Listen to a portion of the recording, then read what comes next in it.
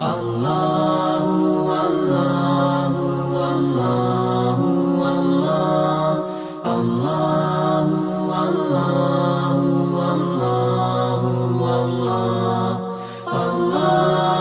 آپ نے فرمایا یہودی ایک قوم ہے، ہمارے نبی سے پہلے ایک قوم ہے یہودی، اس کے بعد ایک قوم ہے نصارہ عیسائی، اس کے بعد پھر ہمارے نبی اور ان کی امت ہے۔ تو جو یہودی تھے حضرت موسیٰ علیہ السلام جن کی طرف مبعوث ہوئے تھے،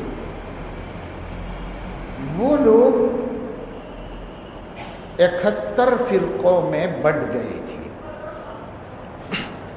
پہلے تو یہودیوں کے 12 خاندان تھے، وہ خاندانی اعتبار سے تھے۔ حضرت یعقوب علیہ السلام کی اولاد کو یہودی کہتے ہیں۔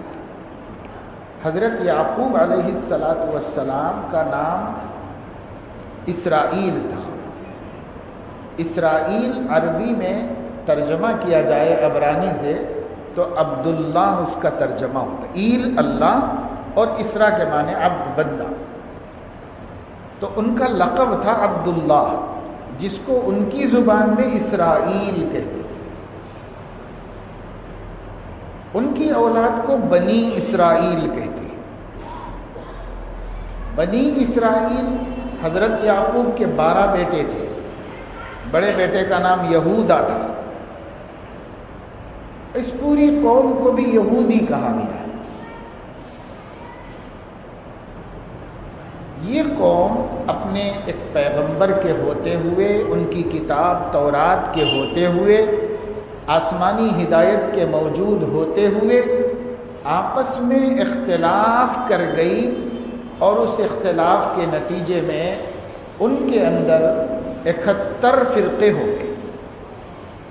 71 یعنی 70 اور 1 71، 71 فرقے ان کے ہو گئے۔ اور 71 میں سے جو حضرت موسیٰ علیہ السلام کی بات کو صحیح سمجھ سکا وہ ایک تھا، اور باقی کے 70 آپ کی باتوں کو صحیح طریقے پر سمجھ نہیں سکے۔ ان کے بعد نصارہ کا دور آیا۔ حضرت عیسیٰ علیہ السلام کی نبوت بہت عظیم الشان نبوت 570 سال تک چلی۔ حضرت عیسیٰ علیہ السلام کی قوم کو عیسائی کہا جاتا ہے، نصارہ کہا جاتا ہے۔ یہ قوم آئی اور حضرت عیسیٰ علیہ السلام دنیا سے پردہ فرما گئے، تو جو کتاب وہ لائے تھے انجیل، اور جو تعلیم وہ دے کر گئے تھے اپنی امت کو، اس کو سمجھنے میں ان کی امت میں اختلاف ہو گیا۔ کسی نے کچھ سمجھا، کسی نے کچھ سمجھا، کسی نے کچھ سمجھا۔ تو یہ اختلاف یہودیوں سے ایک نمبر آگے بڑھ کے 72 طبقوں میں اور فرقوں میں بڑھ گیا۔ عیسیٰ علیہ السلام کی امت 72 فرقوں میں تقسیم ہو گئی۔ 72 میں سے ایک نے حضرت عیسیٰ کی دعوت کو صحیح سمجھا تھا، اور 71 نے صحیح نہیں سمجھا۔ یہ تو پچھلے زمانے کی بات تھی۔ ایک حدیث میں اللہ کے نبی صلی اللہ علیہ وسلم نے ایک اور بات بھی، ایک اور قوم کے بارے میں بھی فرمایا ہے اس سے ہٹ کر، اور وہ مجوس ہیں۔ مجوس کے بارے میں فرمایا کہ وہ لوگ 70 فرقوں میں بٹ گئے۔ تو اب آپ پیچھے سے آئیں گے، دنیا میں 4 ہی مذاہب آسمانی کہلاتے ہیں، اور 4 بڑے مذہب ہیں دنیا کے: مجوسی، یہودی، عیسائی اور محمدی۔ بس یہ 4 قوم ہیں دنیا کی۔ اللہ کے نبی نے فرمایا مجوسی 70 فرقوں میں بٹے، یہودی 71 فرقوں میں بٹے، عیسائی 72 فرقوں میں بٹے، میری امت میرے بعد 73 فرقوں میں بٹ جائے گی۔ کیونکہ ہر آنے والا ایک فرقہ بڑھا رہا ہے، 70، 71، 72۔ تو ظاہر ہے ہمارے نبی صلی اللہ علیہ وسلم کی قوم کا نمبر آیا، تو آپ نے فرمایا کہ جب تک میں ہوں اختلاف کا سوال ہی نہیں پیدا ہوتا، نبی کی موجودگی میں کیا ہے کہ اختلاف بھائی؟ نبی کی موجودگی میں کوئی اختلاف نہیں. نبی کی غیبوبت میں اختلاف ہوتا ہے. نبی حیات ہوں مگر موجود نہ ہو تو بھی اختلاف ہو سکتا ہے. نبی سامنے ہوں تو اختلاف نہیں ہو سکتا. کیوں؟ اس واسطے کہ علم کہتے ہی اس کو ہیں جس کے سمجھنے میں اختلاف ہونے کی گنجائش ہو، اسی کو علم کہتے ہیں. جب انبیاء علم لے کر آتے ہیں تو انبیاء موجود ہوں تو وہ اس کی ایک مراد بتا دیتے ہیں اور سب کو مان لینا پڑتا ہے، کوئی چون و چرا نہیں کر سکتا. اور اگر کوئی کچھ سمجھے ان کے سامنے لیکن وہ نہیں سمجھ سکا جو سمجھنا چاہیے تھا، تو نبی کہتا ہے کہ تم غلط سمجھے ہو، صحیح بات یہ ہے، تو بھی اختلاف ختم ہو جاتا ہے، اختلاف رہتا ہی نہیں. تو نبی کی موجودگی میں یا تو امت میں اختلاف ہوتا ہی نہیں ہے یا ہوتا ہے تو ختم ہو جاتا ہے.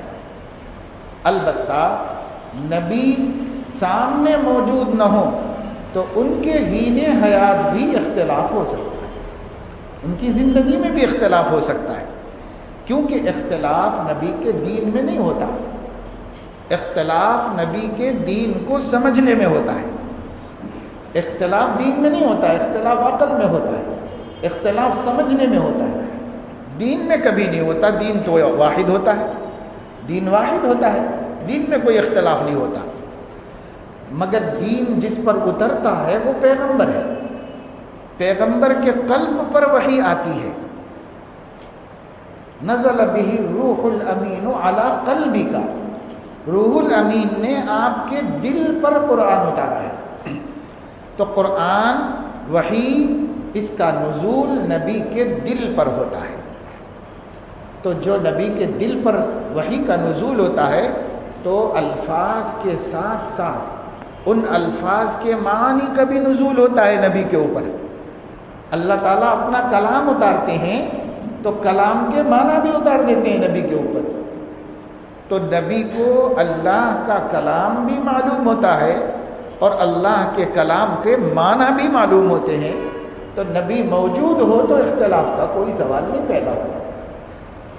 لیکن اگر نبی موجود نہ ہو، چاہے حیات ہو چاہے پردہ فرما گئے ہو، موجود نہ ہو تو اختلاف ہوگا. اختلاف کا ہونا کمپلسری ہے. اگر کوئی شخص یہ کہتا ہے کہ اختلاف ہی مذموم ہے، اختلاف ہی نہیں ہونا چاہیے، تو وہ اس زمین پر رہنے والے لوگوں میں سب سے بڑا بے وقوف، سب سے بڑا احمق ہے جو یہ کہتا ہے کہ علم ہو اور اختلاف نہ ہو. جو یہ کہتا ہے وہ اس زمین پر بسنے والا سب سے بڑا بے وقوف ہے. اس کی جگہ نہ اسٹیج ہے، نہ اس کی جگہ کرسی ہے، نہ اس کی جگہ مسجد ہے، نہ اس کی جگہ مدرسہ ہے. اس کی جگہ تو یرا گڈے کا پاگل خانہ ہے جہاں اس کو رکھنا چاہیے. وہ وہیں رہنے کے قابل ہے، وہ کسی بستی میں رہنے کے قابل نہیں، وہ کسی عالم سے ملنے کے قابل نہیں، وہ دین میں زبان کھولنے کے قابل نہیں. جو یہ کہتا ہے کہ علم ہو مگر اختلاف نہ ہو، جو یہ کہتا ہے وہ بے وقوف ترین انسان ہے. اس کو نادان کو کچھ نہیں پتا ہے، وہ چھوٹا بچہ ہے جس کی کوئی سمجھ نہیں. اس لیے سب سے پہلی بات میں نے آپ کو اس لیے یہ بتائی کہ آج کہا جاتا ہے اختلاف نہیں ہونا چاہیے، اختلاف نہیں ہونا چاہیے. اختلاف کیوں نہیں ہونا چاہیے؟ اختلاف کیوں نہیں ہونا چاہیے؟ اختلاف تو اللہ نے اپنی ہر مخلوق، کائنات کی ہر مخلوق میں رکھا ہے.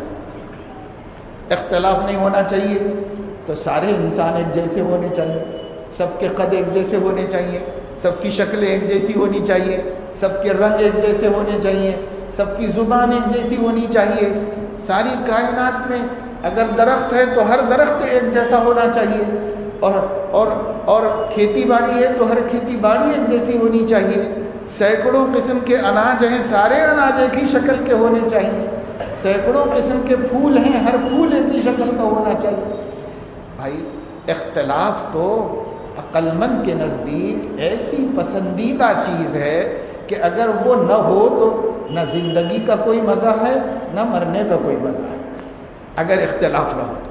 اختلاف فطری چیز ہے، اختلاف انسان کی اور کائنات کی نیچر میں اللہ نے رکھا ہے، اس کے خلاف بولنا بے وقوفی کا کام ہو سکتا ہے، عقل مند کو تو نہیں ہو سکتا۔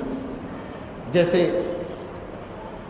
کہنے والے نے بہت صاف اور اچھی بات کہی ہے کہ گلہائے رنگ برنگ سے ہے زینت چمن، گلہائے رنگ برنگ سے ہے زینت چمن، اے ذوق اس جہاں کو زیب ہے اختلاف سے۔ یہ کائنات سجائی گئی ہے اختلاف سے، یہ کائنات سنواری ہی گئی ہے اختلاف سے، یہ تو کائنات کی زینت ہے۔ اختلاف تو علم کی بھی زینت ہے، اگر اختلاف نہ ہو تو علم میں کیا رکھا ہوا ہے؟ علم میں کچھ بھی نہیں رکھا ہوا ہے اگر اختلاف نہ ہو۔ علم کی بھی زینت اختلاف ہے۔ قرآن مجید میں اللہ رب العزت نے فرمایا ہے وَمِنْ آیَاتِهِ اختلاف السنتکم والوانکم، اللہ کی قدرت کی نشانیوں میں سے ایک صاف ستھری عظیم نشانی یہ ہے کہ زبانیں الگ الگ ہیں، رنگ الگ الگ ہیں، بولیاں الگ الگ ہیں، سب چیزیں اللہ نے الگ الگ بنائی۔ اختلاف کو ہم کہہ رہے ہیں کہ یہ ہمارے لیے عیب ہے، اور اللہ کہہ رہے ہیں میری قدرت کی نشانی، میری قدرت کی نشانی۔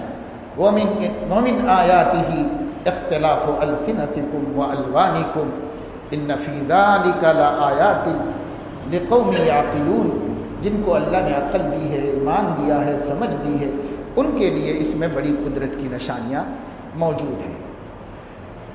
البتہ نبی جب موجود ہوتا ہے تو اللہ کے دین کو سمجھنے میں، یعنی قرآن کریم کو سمجھنے میں اختلاف ہوتا ہے تو نبی اس کو متعین کر دیتا ہے کہ یہ صحیح ہے، بس اس سے زیادہ کچھ نہیں۔ اور جیسے ہی نبی ہٹ گئے تو پھر اختلاف رحمت ہے، پھر اختلاف میں کوئی عیب باقی نہیں رہتا۔ نبی کی موجودگی میں اختلاف معیوب ہے۔